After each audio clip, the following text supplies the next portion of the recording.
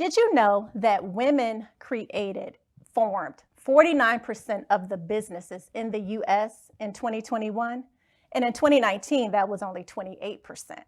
So women are taking the initiative to start businesses, to run businesses, to scale businesses, and it's growing at a rapid rate. And this is according to a study published by the World Economic Forum, weforum.org. So you can go there and check it out for more information.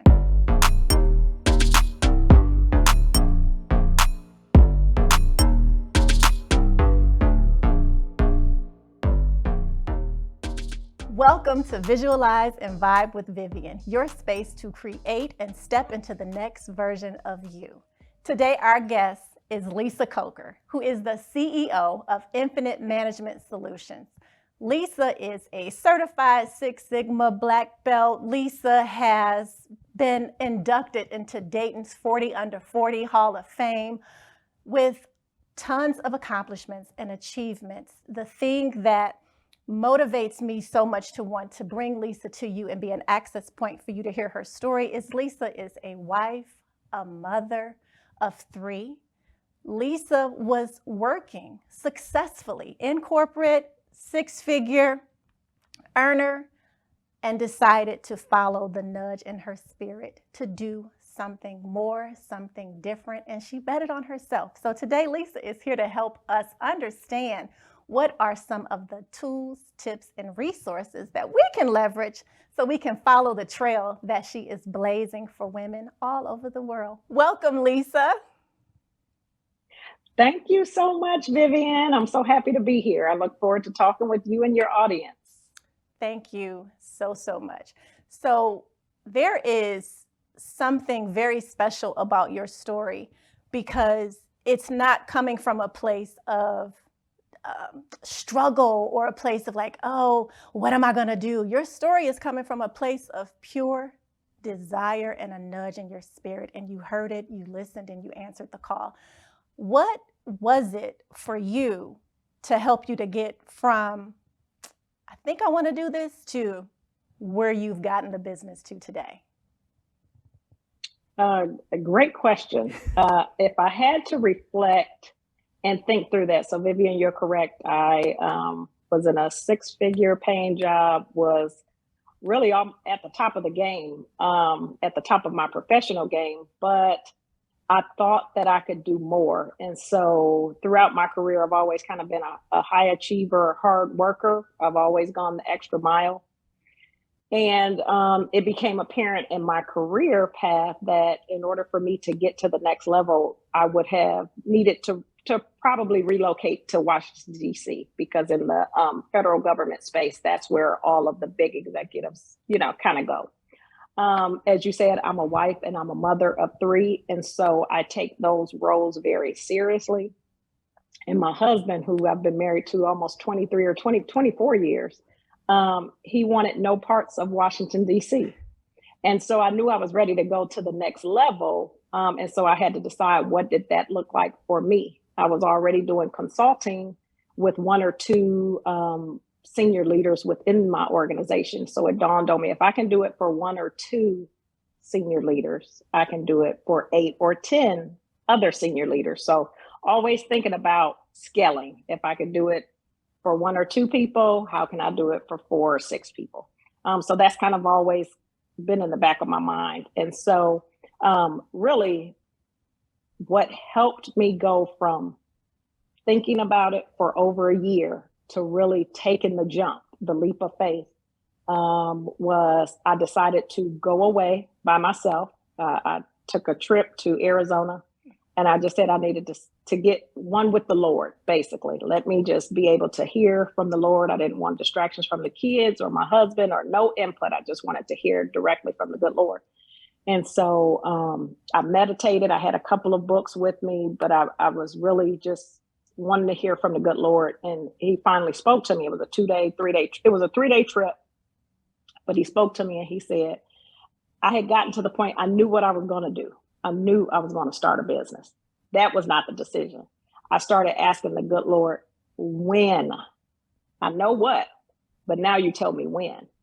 And so I had prayed about it, and about maybe hour 36 into the 3-day trip, it was like, you have 30 days. And I was like, hold up, Lord, wait now. Didn't know you were going to give it to me that soon, and I heard it as clear as day, 30 days, you got 30 days. So that was my nudge. Once you start thinking about a business or an idea, it'll start not taking over, but if it's a real passion, you won't be able to shake it. You won't be able to get it off of your mind. So that was my prayer. Like Sierra said, her prayer to get her man, Russell Wilson, she had a specific prayer. My prayer was, Lord, I know what. You told me the what. Now give me the when. And so he gave it to me. Wow. Wow. So many nuggets in there. Taking time to isolate so that you can hear. It reminded me of when Moses went up to pray in the burning bush and all. That's like you went and you isolated yourself so you could hear from the Spirit, because family is noisy. Like the house is just, oh Lord, what? you can't even hear yourself think. You think you're thinking, but you really responding to what everybody else is saying. So Correct. You isolated yourself, and then you knew what questions to ask. You knew that the what had already been clarified. So when, Correct. I think that is so crucial to ask when, because another Bible story, David, when he was told he was supposed to be the next king, or I think I got that right. Is it David? You're supposed to be the next king, but it's not tomorrow. So, right. But however yours was, you got 30 days. So chop, chop. I love it. I think by asking the when, it helped me to take that pressure off of myself. Right. Had he said it's going to be a year, I would have been fine with it. If he said 2 years, I would have been fine with it. I just wanted peace. And so whatever answer he gave me, I was to the point where I was going to execute on whatever he gave me. So I got to the point where once you ask, be ready to obey. Okay. So that's kind of I was there. Okay. So that brings me to the next question, because now you know when it's supposed to happen. But at any point, did you have an inkling or a nudge to give up? Did at any point during that 30 days or even after, once the ball was already rolling and you've already formed the business, did you ever feel like, I don't know if I should do this? Should I really be doing this? Any doubt pop in? Not at all. And because I spent the time that I did, I knew that it was bigger than me. I knew, and I have a really strong-willed husband, bless his heart. I knew that he would, question me. 30 days? What do you mean 30 days? Are we going to have the bills intact? But, what have you. And I was able to know without a shadow of a doubt, like Oprah, you know what you know what you know. I left Arizona knowing that this is my call. This is the time I'm leaving, and it's all going to be okay. It's all going to work out for my good. I never flinched, never thought twice about it. I just moved. And that was the beauty of going to Arizona and getting that in my spirit, that nobody could talk me off. Not my mom, not my husband, not my kids. They could have said anything and it would have been like, nope, this is it. Wow. I heard what I heard. I know what I know. Right. I love it. So that leads me to another question, attributing your success. So here, let's get this out in the open, because it sounds like you decided to launch a business, to start it, and there were no problems. Everything just went smooth. Is that how that happened for you? Not at all. Okay. So, and that's why, knowing what I knew, I just knew it was a part of the process. So as you have struggles, again, 30 days, I was not planning to leave my great job in 30 days. I had a little bit in my 401k. So if I needed to float a little bit of money, maybe 4 or 5 months worth of expenses, I could. But I would say what was difficult is because I was used to having income coming in every 2 weeks to going down to nothing. And So that was part of it, right? Me having to get used to asking my strong-willed husband for money. I've been independent for like 20 years up until then. But so I had to humble myself, but I knew it was a part of the process. I knew, so I had no income, literally. I had no income maybe for about 12 or 13 months. But I knew I was just networking, I was marketing, I was, talking to people. I knew it was going to happen. Again, I just didn't know the when. But I just steadied the course. I knew I was doing what I was supposed to do. But there was a little bit of struggle with finances. Wow.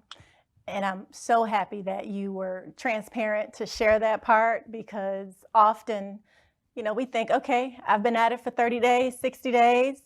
I know I can do a good job. Where's the business? Roll in. And that's not necessarily how fast we go from seed to harvest, right? So correct. Thank you for sharing that with us. So I know it's obvious that faith and family are two very, very important pillars in your life. Tell me a little bit about what your family, how did that work with your family, with you making this decision and taking this step? Because they're used to a certain mother and a certain wife, and now you're not even showing up in that same capacity because you have a whole nother set of concerns. How did that work? Correct. So, and you know what? It was kind of just the opposite. So I called myself trying to be a stay-at-home mom, trying to tap into that piece because I was at home a lot more. I didn't have to punch a clock for 8 hours. And because my family is so used to me being at work 8 or 10 hours. And at this time, my kids were maybe 10, 15, and 18 or something like that. They were like, when are you going back to work? Like, it was not pleasant. I didn't even know how to do this whole domesticated thing. I was like, whoa, I'm up trying to make breakfast. They're like, hey, no, we're on our schedule. Back up, please. Like, we do us. So that was very interesting. So they kind of pushed me out, like, go find some work to do. So I would also tell you what helped. So there was probably about 3 months where I was trying to figure out what was I gonna do for 8 hours a day, the time that I normally work at a job. And so that's when I was interfering with the kids' schedules and bothering my husband. And they're like, please go find you some business. So after about 3 months, it clicked, or somebody may have told me, they said, go work for your business for the same 8 or 9 hours that you were working for the federal government. Your schedule stays the same. If you were 7:30 to 4:30, 8 to 5, you put those same number of hours into your company. And so once I started doing that, I saw a huge shift. I could see the momentum change within my business. Wow. Okay. Mm-hmm. So many more great nuggets there. So how did you know that it was time to hire your first person or your second person? How did you know when it was time for you to take the solopreneur consultant and turn it into, what it is today, which is a business that is scaled? How many employees do you have now? 25. So, and we're talking about from sitting in Arizona, like, okay, what you want me to do? Okay, when you want me to do it? Figure out a way to bring on a teammate, whether it's in a part-time capacity, 5 hours a week, 10 hours a week. My grandmother taught me early on that 2 heads are always better than one.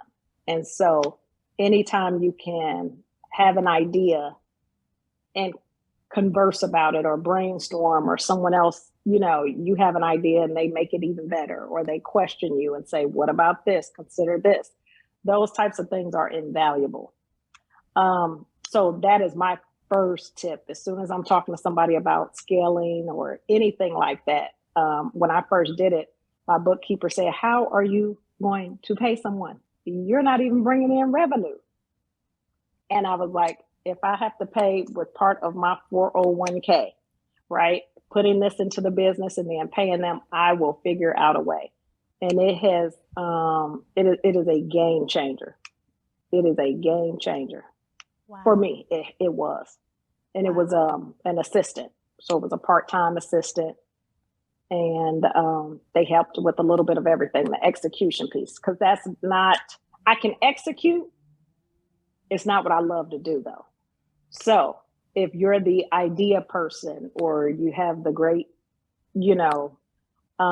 concepts or things like that, you can think big and think, but you need somebody to get in there and help you develop a plan and execute A, B, C, D, E.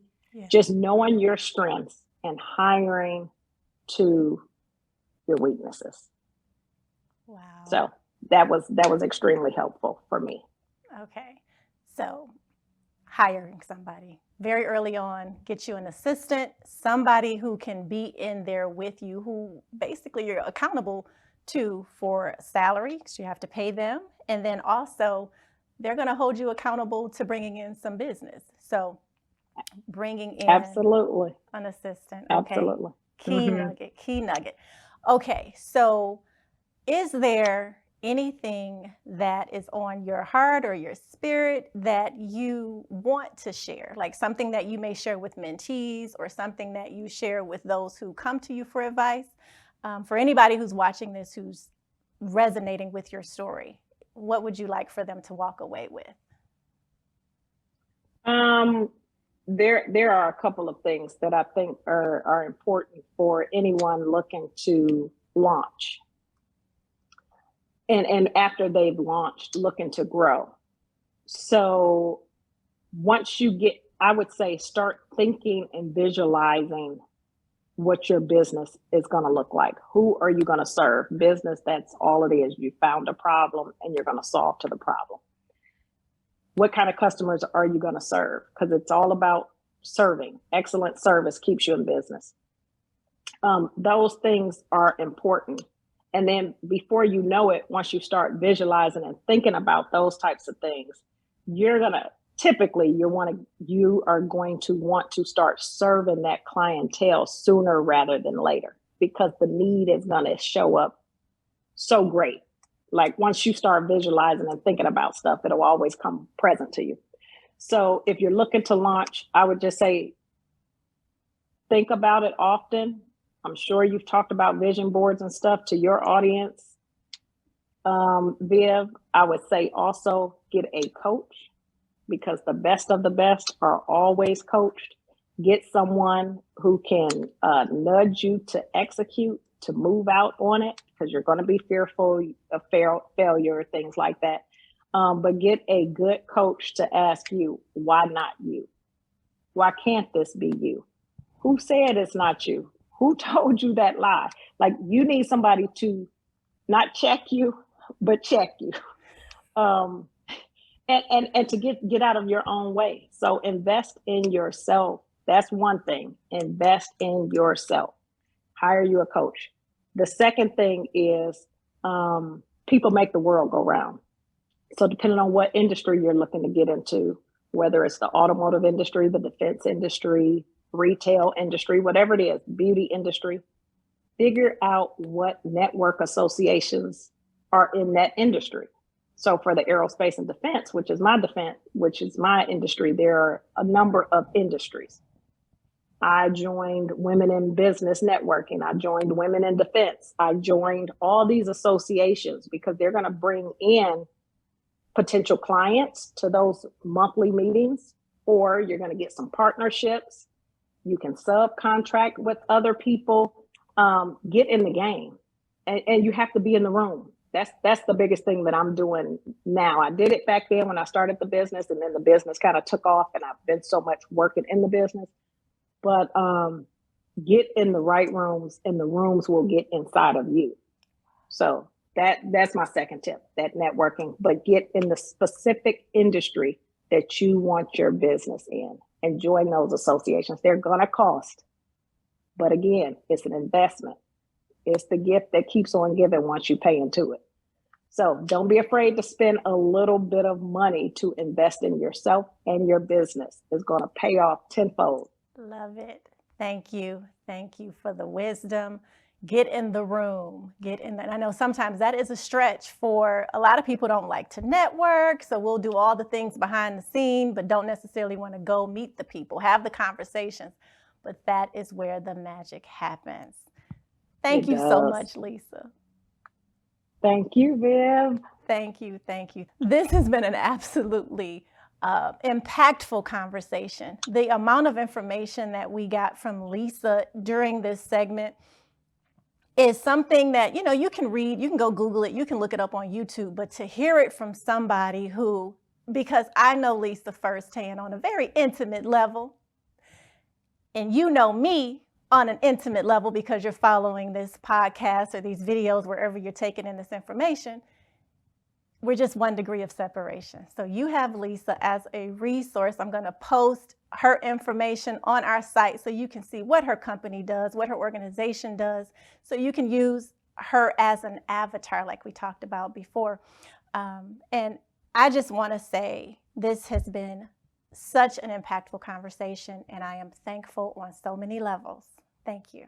So now it's time for our visualization meditation. We've heard some great information today, but what we want to do is allow it to be planted within our soul so that it can take root, and from there begin to show a harvest so that we can see what it is that we're envisioning become something that we're embodying.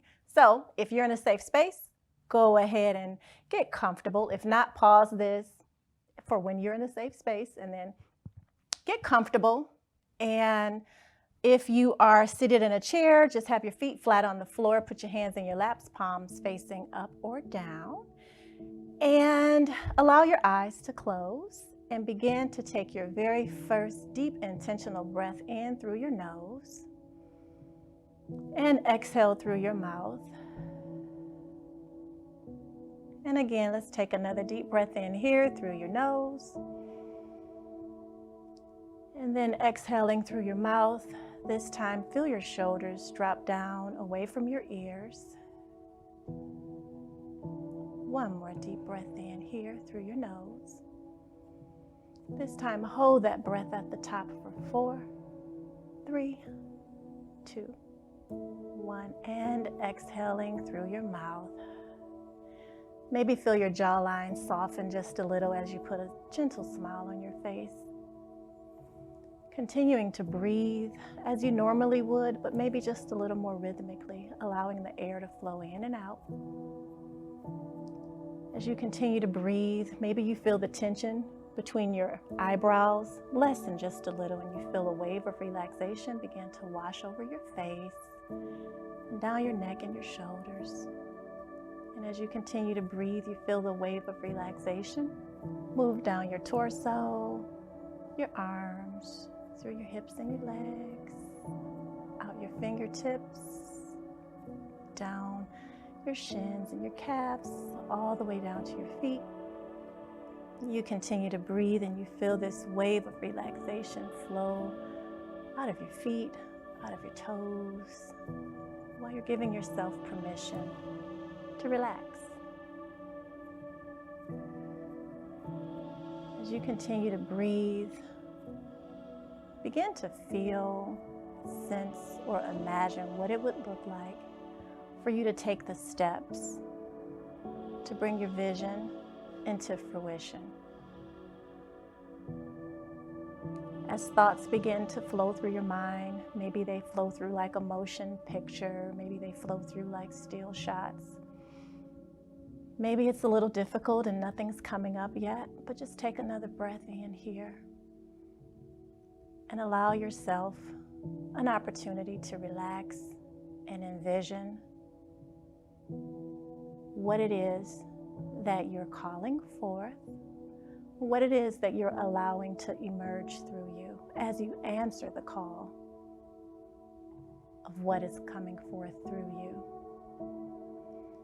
So as you continue to breathe,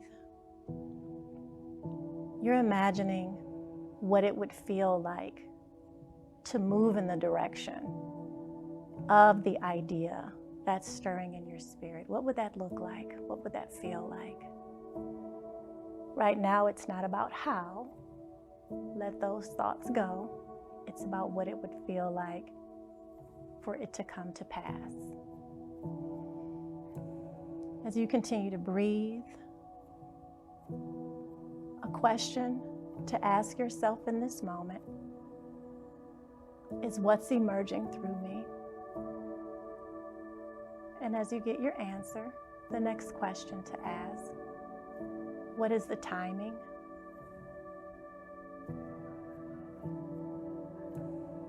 And as you get the answers, maybe now, maybe later, the questions will be answered in time. But I also want you to feel what it feels like to be open, to be receptive, to be in a mode of receptivity. As we're in this meditation, you're already putting the questions out there. So the questions are being answered. Now you're moving from questioning to receiving the answer, which is two totally different frequencies. You can't talk and listen at the same time. You can't ask a question and get the answer at the same time. So we'll leave the questions here in the meditation, and we'll allow the answers to come now or later, but trusting that the answers are going to come. And as you continue to breathe, put a gentle smile on your face, pull your shoulders back.